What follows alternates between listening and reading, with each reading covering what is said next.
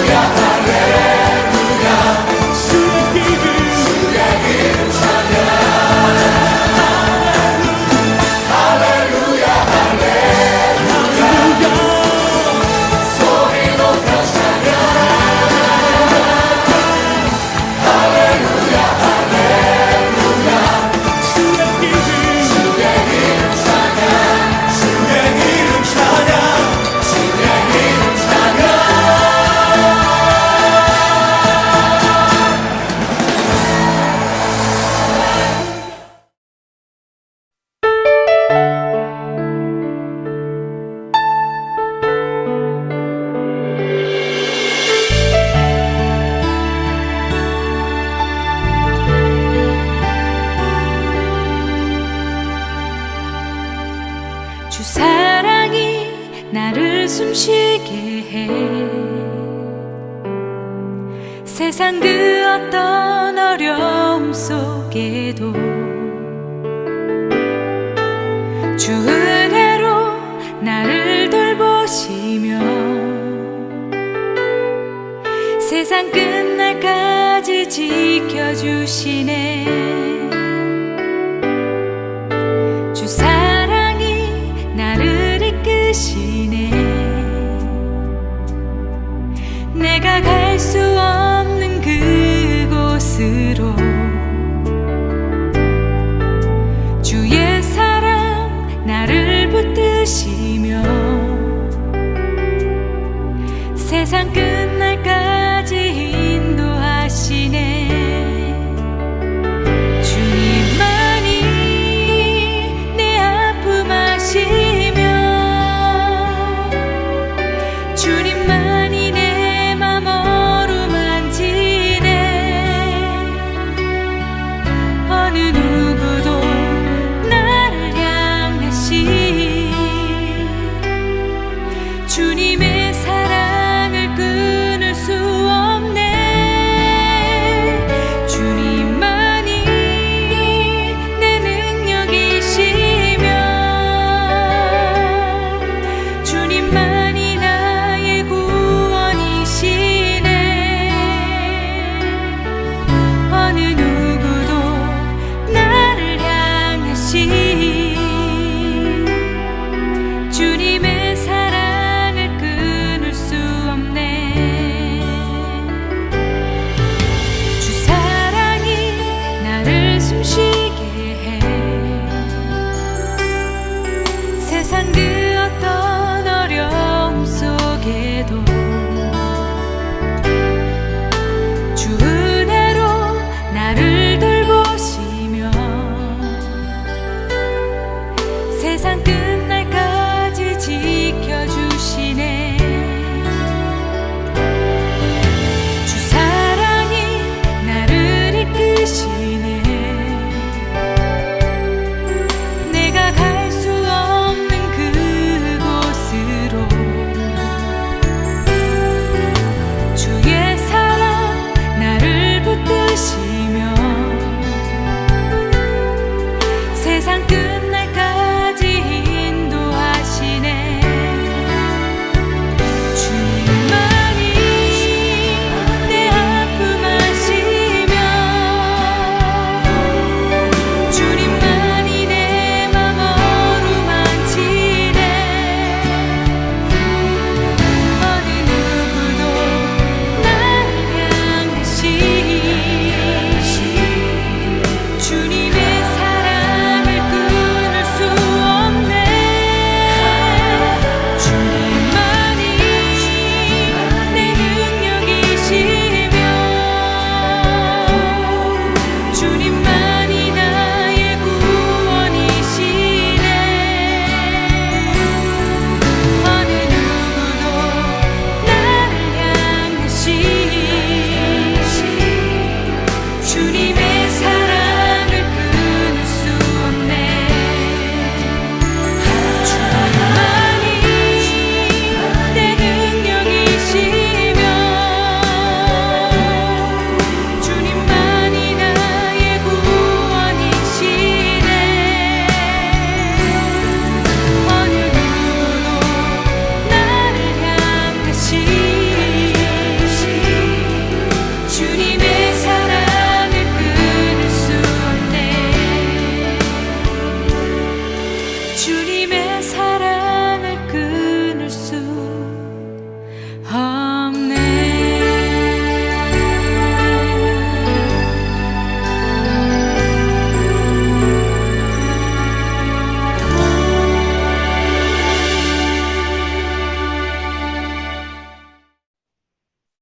이인영 목사님이 기도하시겠습니다. 사랑이 많으신 하나님 아버지, 저희가 오늘 좋은 친구 교회 이름으로 지금 함께 모였습니다. 이 교회를 주께서 축복해 주시고 온전한 예수님의 지체로 세워 주시옵소서. 우리 교회는 육신의 불편함으로 고통받는 주님의 자녀들이 많이 있습니다. 주여 긍휼히 여겨주시고 치유하여 주시옵고 건강을 허락하여 주시어서 육신의 나약함으로 영적 나약함에 빠진 일 없도록 인도하여 주시옵소서. 날마다 우리의 입술을 감사함으로 채우게 하사 눈 뜨면 하나님 감사, 눈 감으면 하나님 감사, 호흡 속에 하나님 감사, 먹고 마실 때마다 하나님 감사, 구원해 주심 하나님 감사, 날마다 하나님 감사할 수 있도록 허락하여 주시옵소서. 또한 이 교회 안에 하나님의 말씀을 사모함이 차고 넘치도록 하여 주시어서 모든 성도들이 주님 주시는 성경을 쉬지 않고 읽고 묵상하게 인도하여 주시옵시고, 주님의 말씀을 풀어 가르치는 목사님들의 말씀 선포가 주님 말씀의 참뜻 안에 머물게 하여 주시옵소서. 교회가 더욱 교회다워지고 세상 것에 물들지 않으며 순수하게 복음을 전하고 사랑을 실천하며 주님의 말씀을 배우는 참된 교회로 자라가게 도와주시옵소서. 오늘 혹시라도 마음에 상처 입은 영혼, 슬픔과 어려움 속에 힘든 영혼이 있거들랑 이 예배 시간을 통하여 위로받게 하여 주시옵시며, 성령이여 그들의 마음속에 그들의 영 속에 임재하사 세상이 줄 수 없는 기쁨과 평안을 누리게 하여 주시옵소서. 세상은 전쟁으로, 코로나로, 경제 불안으로 어수선합니다. 그러나 성도들은 믿음 위에 더욱 굳게 서게 하시며, 믿지 않는 자들은 복음을 듣고 받아들일 수 있도록 허락하여 주시어서 어려운 세상 속 천국을 소망하며 모든 것을 이겨가게 도와주시옵소서. 또한 오늘 말씀을 전하시는 이동현 목사님의 영과 육을 강건케 하시며 성령에 붙들려 주의 말씀 선포하게 하시며 듣는 모든 이들이 참된 주의 음성을 듣는 기쁨과 은혜를 누릴 수 있도록 도와주시옵소서. 모든 말씀 우리 주 예수 그리스도 이름으로 기도하였사옵나이다. 아멘. 다 함께 주님께서 가르쳐 주신 기도를 드리겠습니다. 하늘에 계신 우리 아버지여, 이름이 거룩히 여김을 받으시오며 나라가 임하시오며 뜻이 하늘에서 이루어진 것 같이 땅에서도 이루어지이다. 오늘 우리에게 일용할 양식을 주시옵고, 우리가 우리에게 죄 지은 자를 사하여 준 것 같이 우리 죄를 사하여 주시옵고, 우리를 시험에 들게 하지 마시옵고 다만 악에서 구하시옵소서. 나라와 권세와 영광이 아버지께 영원히 있사옵나이다. 아멘. 오늘 말씀은 누가복음 15장 11절에서 32절 말씀입니다. 다 함께 봉독하겠습니다. 또 이르시되 어떤 사람에게 두 아들이 있는데 그 둘째가 아버지에게 말하되 아버지여 재산 중에서 내게 돌아올 분깃을 내게 주소서 하는지라. 아버지가 그 살림을 각각 나눠 주었더니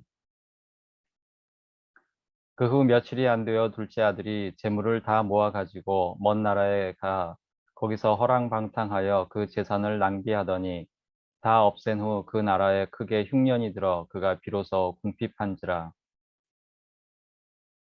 가서 그 나라 백성 중 한 사람에게 붙여 사니 그가 그를 들로 보내어 돼지를 치게 하였는데 그가 돼지 먹는 쥐엄 열매로 배를 채우고자 하되 주는 자가 없는지라. 이에 스스로 돌이켜 이르되 내 아버지에게는 양식이 풍족한 품꾼이 얼마나 많은가. 나는 여기서 주려 죽는구나.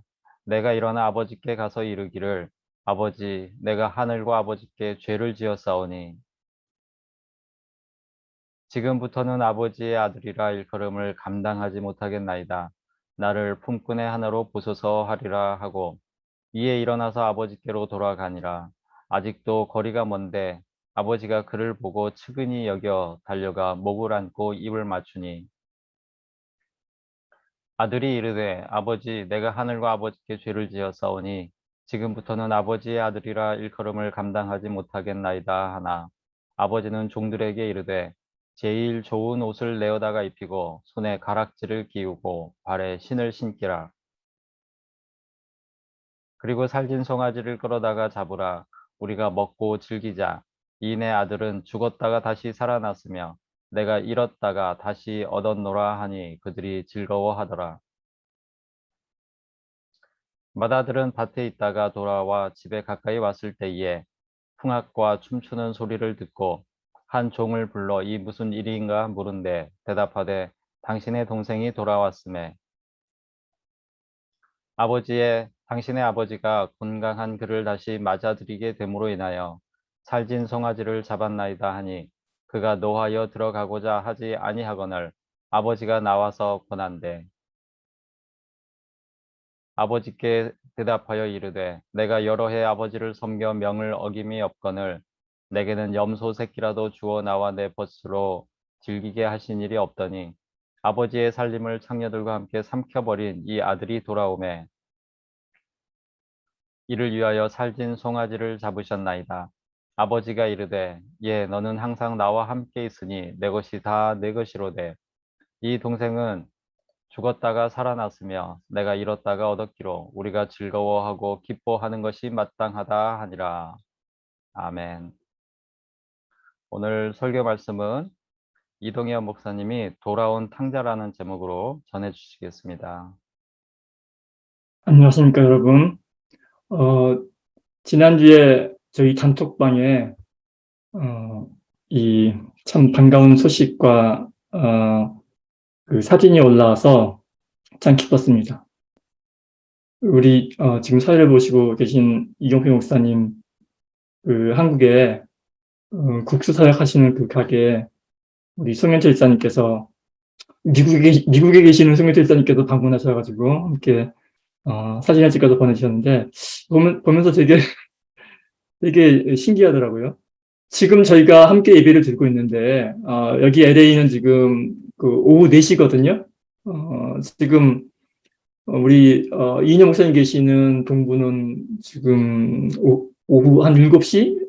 지금 깜깜해져가는 그런 시간이고, 지금 한국은 이제 날짜도 바뀌어서 월요일 아침인데, 이 다른 시간에 지금 저희가 모여서 예배를 거의 1년 정도 이렇게 드리고 있는데, 근데 이렇게 화면으로만 보다가, 같이 만나서 이렇게 얘기도 하시고 사진 찍어서 보내주셨는데, 이렇게 만나신 분들도 참 반갑고, 감격스러웠겠지만은, 그 소식을 접한 저희들도 참으로, 뭐라고 해야 되나요? 참,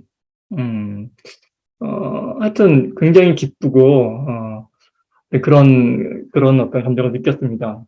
이따가 이제 설교 후에, 예배 나눈 후에, 우리 후일담 여담으로 한번 직접 여기다 참석하고 계신데, 어떤 얘기를 나누셨으며, 또 어떤 기분이셨는지 한번 들어보는 시간을 가졌으면 좋겠습니다.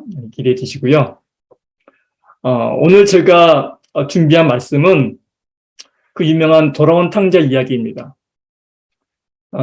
그 내용 모르시는 분은 아마 교회 다니시는 분들 중에 별로 없으실 것 같은데, 저는, 이 설교의 제목을 이렇게 지어봤습니다. 그동안 우리가 잘못 알고 있었던 돌아온 탕자 이야기. 이 누가복음 15장의 돌아온 탕자 이야기는, 매우 유명한 이야기입니다. 워낙 유명해서, 유럽의 수많은 화가들이 이 이야기를 소재 삼아서, 작품을 남기기도 했는데, 그 중에서도 이 유럽 미술사에서 가장 위대한 이 화가 중에 한 명으로 평가를 받는 그 렘브란트라는 화가가 있어요. 이 렘브란트라는 화가는 이 이야기를 소재로 삼아서 이 탕자의 귀한, The Return of the Prodigal Son이라는 그 걸작을 남깁니다. 이 그림의 제목에서도 알 수 있듯이 우리는 흔히 이 이야기를 아버지의 품을 떠났다가 다시 돌아온 탕자에 관한 이야기로 알고 있습니다.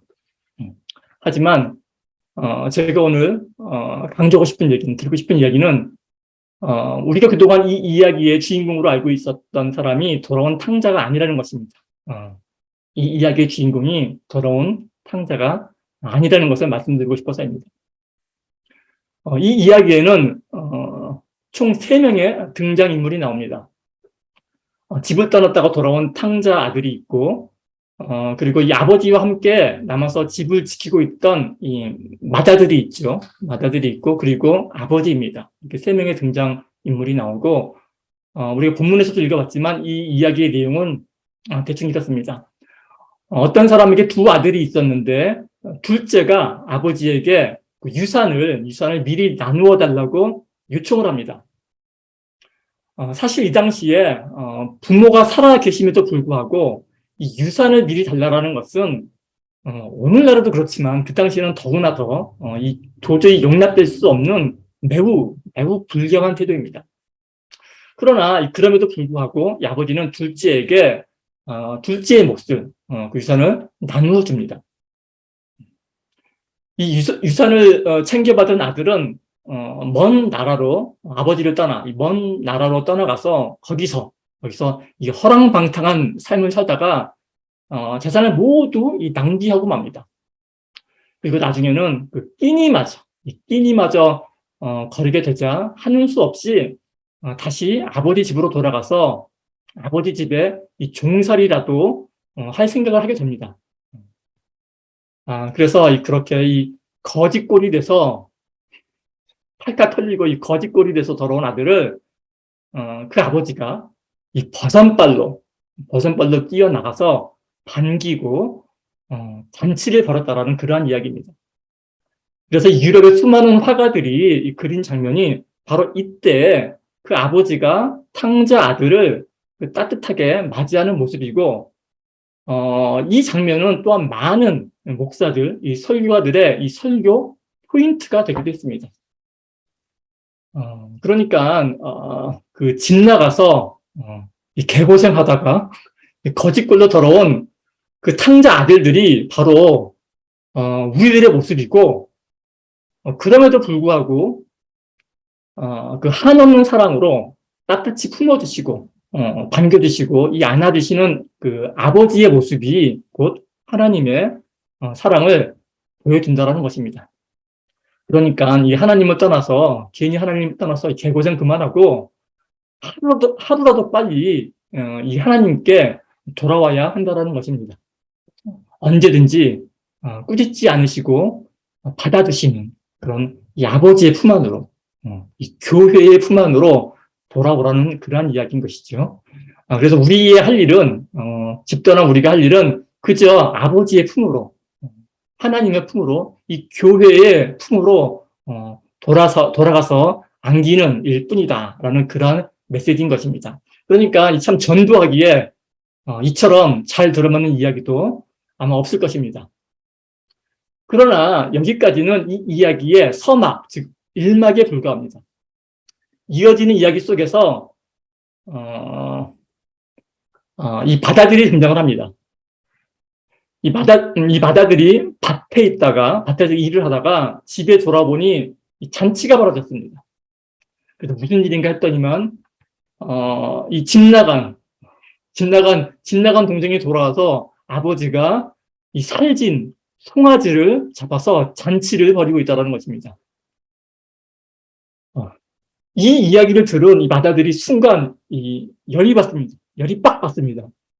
아니 몇 년 동안을 이 아버지를 도와서 이 뼈 빠지게 밭에 나가서 일을 한 자기 자신한테는 이 염소 새끼 한 마리 잡는 일이 없더니만 유산을 미리 챙겨 나가서 이 창기들과 기생들과 이 말아먹은 이 호로자식이 돌아왔다고 이 살찐 송아를 잡아서 잔치를 벌이다니 이게 도대체 무슨 시츄에이션인가 하는 거죠. 사실 그러고 보면 이 바다들의 이 분노는 이 듣는 사람에게, 우리들에게 무척이나 공감이 되는 말입니다. 이 바다들의 입장에서 보면 이 아버지의 행동이 너무나도 불공정하기 때문입니다. 이 창기들과 노느라고 재산을 말아먹은 그러한 집 나간 아들을 위해서는 잔치를 벌여주고, 착실하게 집에 남아서 죽도록 일만 했던 자신에게는 기껏 그 잔치에 참여해서 즐기기나 하라고 한다면은, 그 누가 열심히 일을 하겠습니까? 그죠? 실제로 이런 일이 우리 주변에서 일어난다면은 그 누구라도 이 바다들처럼 열이 받을 것입니다. 그런데 이 이야기의 결말이 상식 바뀝니다. 예상 바뀝니다. 마치 아버지가 오히려 이 맏아들을 꾸짖는 듯이 말하기 때문입니다. 본문에 이렇게 나오죠. 예, 너는 항상 나와 함께 있으니 내 것이 다 내 것이로되 이 내 동생은 죽었다가 살아났으며 내가 잃었다가 얻었기로 우리가 즐거워하고 기뻐하는 것이 마땅하지 아니하느냐? 왜 이렇게 화를 내고 있느냐? 이렇게 꾸짖는 듯이 이야기를 한다는 것입니다.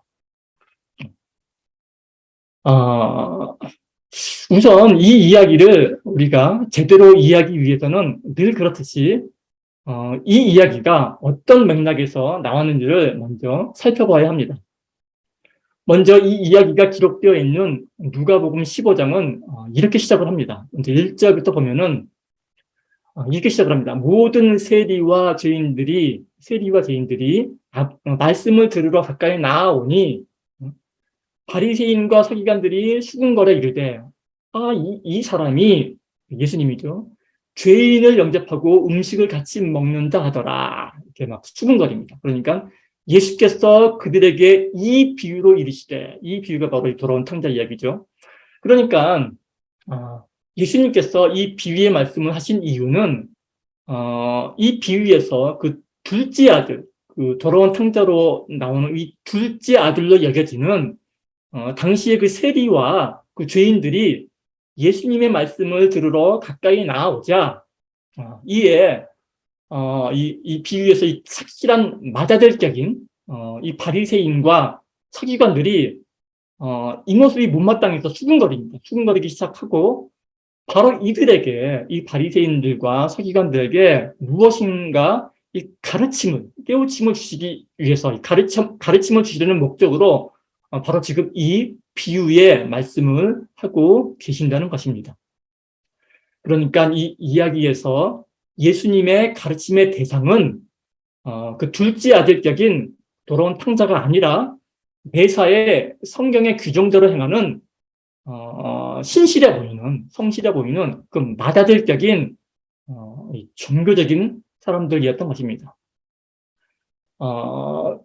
이 비유가 실려 있는 이 누가복음 15장은 전체가 비유 말씀으로 이루어져 있습니다. 여기에는 총 3개의 비유 말씀이 등장하는데 이 모두 다가 잃어버림과 다시 찾으며 가는 이야기입니다. 이 3가지 비유가 다 잃어버림과 다시 찾으며 가는 이야기입니다. 첫 번째 비유에서 목자가 잃어버린 양을 찾는 그런 장면이 나오고 그런 비유가 나오고, 두 번째 비유에서는 여인이 잃었던 동전을 찾습니다. 드라크마, 잃었던 동전을 찾죠.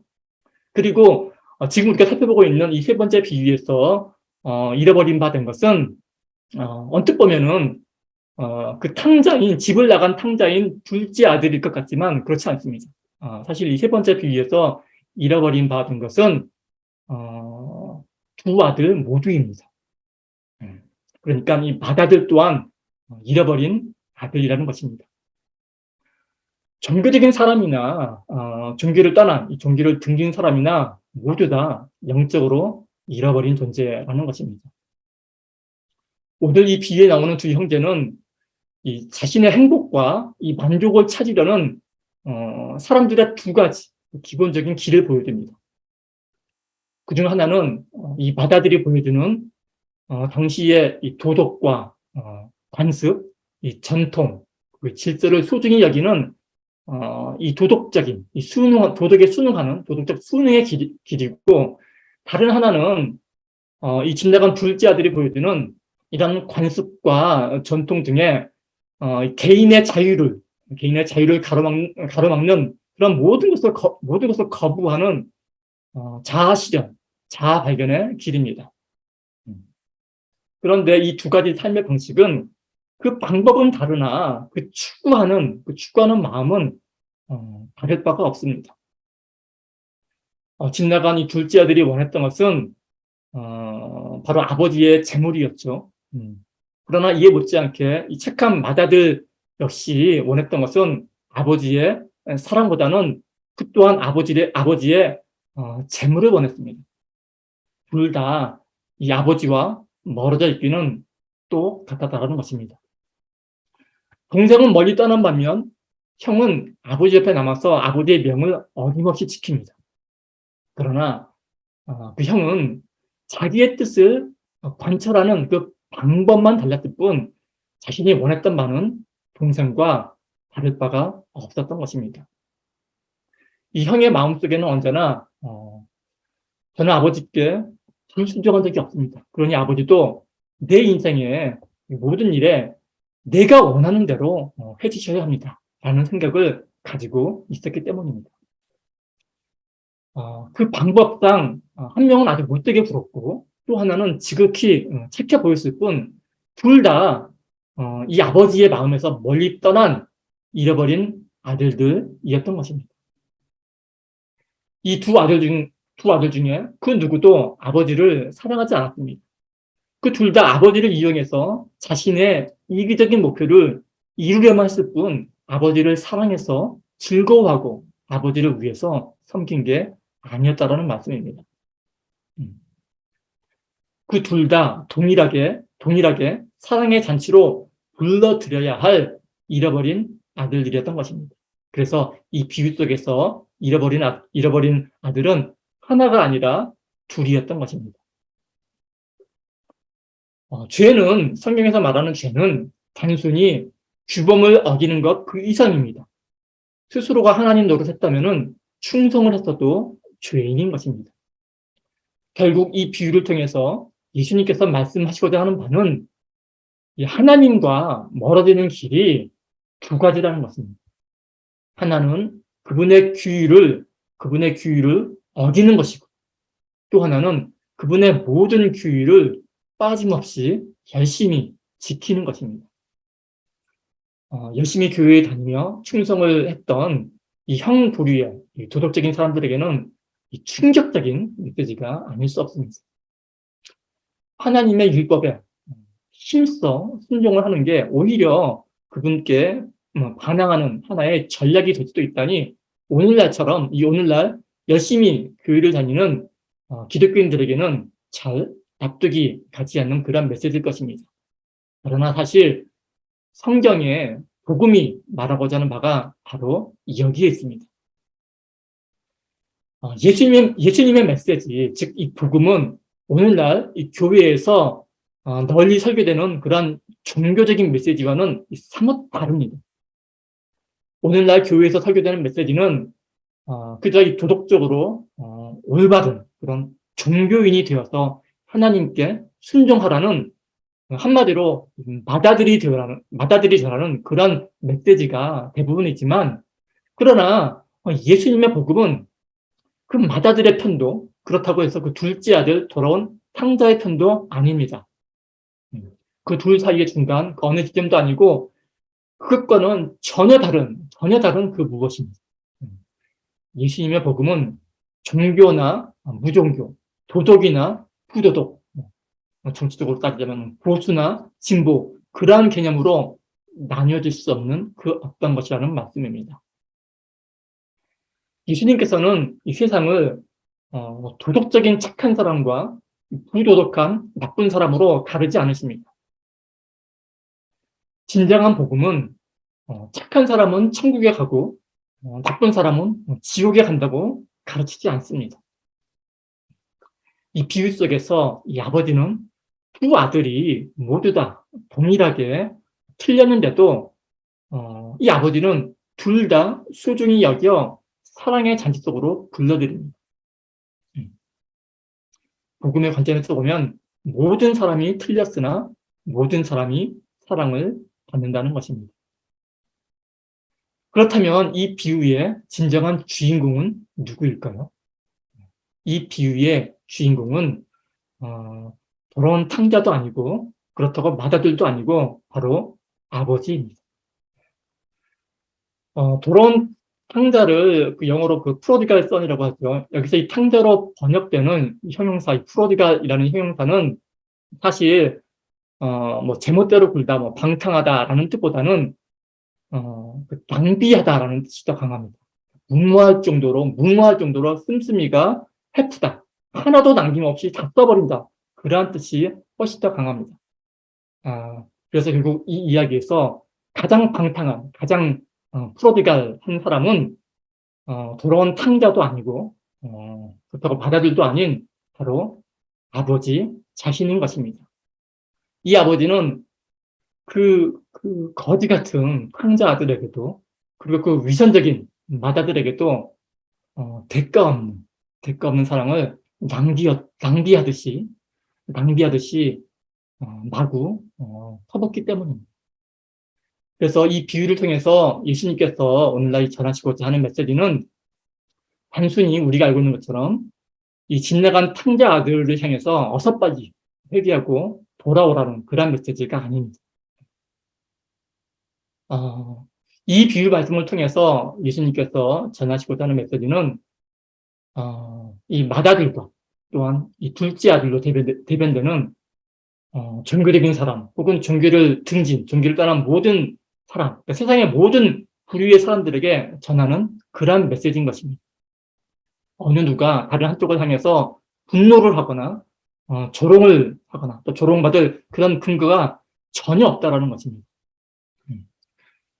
도덕적인 사람이나 비도덕적인 사람이나 종교적인 사람이나 종교를 등진 사람이나 보수나 진보나 할 것 없이 모두 다 아버지 앞에, 하나님 앞에 잃어버린 바 된 아들들이라는 것입니다. 오로지 이들을 불러서 이 사랑의 잔치, 이 기쁨의 잔치, 이 하나됨의 잔치에 초청하는 그 아버지의 사랑만이 우리가 믿고 의지할 근거라는 것입니다. 오늘날 그리스도인들이 교회를 다니는 그리스도인들이 실족하는 이유는 세상 유혹에 넘어져서도 아닙니다. 신앙심이 약해져서도 아닙니다. 오늘날 대부분의 그리스도인들이 실족하는 이유는 자신이 하나님께 해드린 만큼 하나님도 우리에게, 나 자신에게 더 나은 삶을 주셔야 할 의무가 있다고 스스로 생각하기 때문입니다.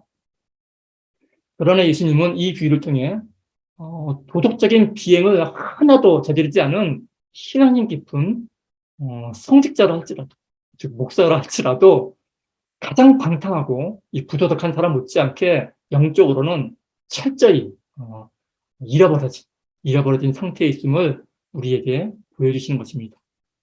죄란 단순히 규범을 어기는 것이 아니라 하나님의 자리에 자신이 스스로 올라서 선과 악의 재판관이 되는 것이기 때문입니다. 사랑하는 좋은 친구 교회의 성도 여러분, 이 시간에 이 비유를 통해서 자신이 과연 이 집단한 둘째 아들에 속하는지 아니면은 성실하게 집을 지키고 있는 그 맏아들인지를 한번 살펴보시기 바랍니다. 자신이 만약 이 둘째 아들이라면은 어서 돌아와서 아버지의 품 안에, 따뜻한 아버지의 품 안에 안기시길 바라며, 만약 자신이 이 맏아들 부류라면은 이 동생을 위해 마련된 기쁨의 잔치에 참여해서 함께 기뻐하시길 바랍니다. 어느 편에 서 있든지 이 아버지가 마련한 이 잔치에서 진정 기뻐하고 즐거워하는 자만이 진정 구원받은 자녀이기 때문입니다. 함께 기도하겠습니다. 하나님 아버지, 태생적으로 죄인일 수밖에 없는, 태생적으로 이기주의적일 수밖에 없는 저희에게 하나님의 그 귀한 사랑을 남김없이 낭비하듯 퍼부어 주시니 그 하나님의 은혜에 감사합니다. 아버지 하나님 부디 돌이켜 저희가 하나님의 잔치에 기쁨으로 참여하는 복된 자녀 되어지게 이끌어 주시옵소서. 모든 말씀은 예수님의 귀한 이름으로 기도합니다. 주신 말씀에 감사드리며 예수 이름 높이세 하나님께 찬양 드리겠습니다.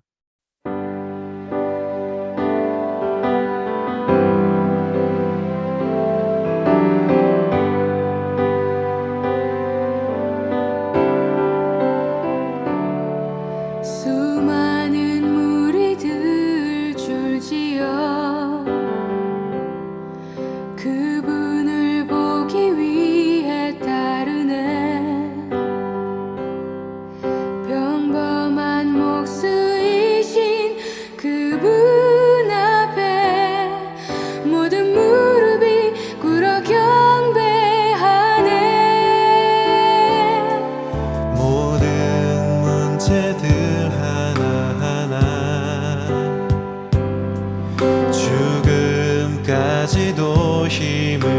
잃고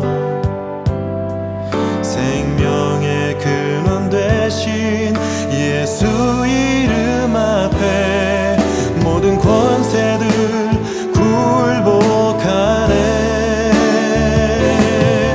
예수 이름 높이세 능력의 그 이름 예수 이름 높이세 구원의 그 이름 예수 이름을 부르는 자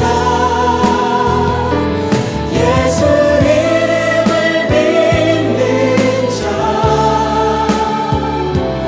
예수 이름 앞에 나오는 자 복이 있도다.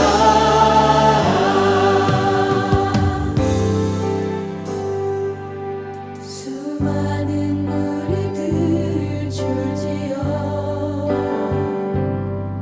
그분을 보기 위해 따르네. 평범한 목수이신 그분 앞에 모든 무릎이 꿇어 경배하네.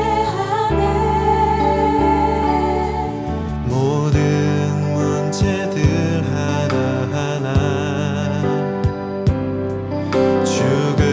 죽음까지도 힘을 잃고 생명의 근원 되신 예수 이름 앞에 모든 권세들 굴복하네. 예수 이름 높이세 능력의 그 이름 예수 이름 높이세 구원의 그 이름 예수 이름을 부르는 자 예수 이름을 믿는 자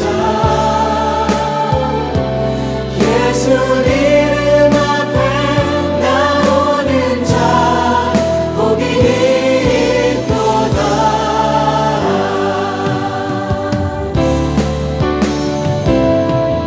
예수 이름 높이세 능력의 그 이름 예수 이름 높이세 구원의 그 이름 예수 이름을 부르는 자 예수 이름을 믿는 자 예수 이름 앞에 나오는 자 복이 있도다.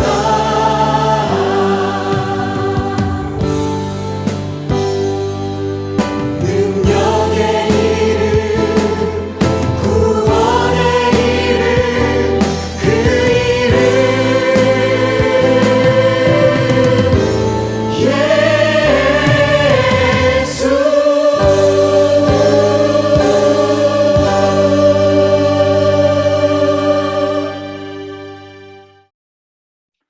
이동현 목사님이 축도하심으로 오늘 예배를 마치겠습니다. 지금은 우리 구주 예수 그리스도의 은혜와 하나님 아버지의 사랑하심과 성령 하나님의 교제케 하심이 지금 이 자리에 머리 숙여 함께 예배하는 좋은 친구 교회의 모든 성도들의 머리 위에 그 가정과 그 사업 위에 이제로부터 영원토록 함께 있을지어다. 아멘.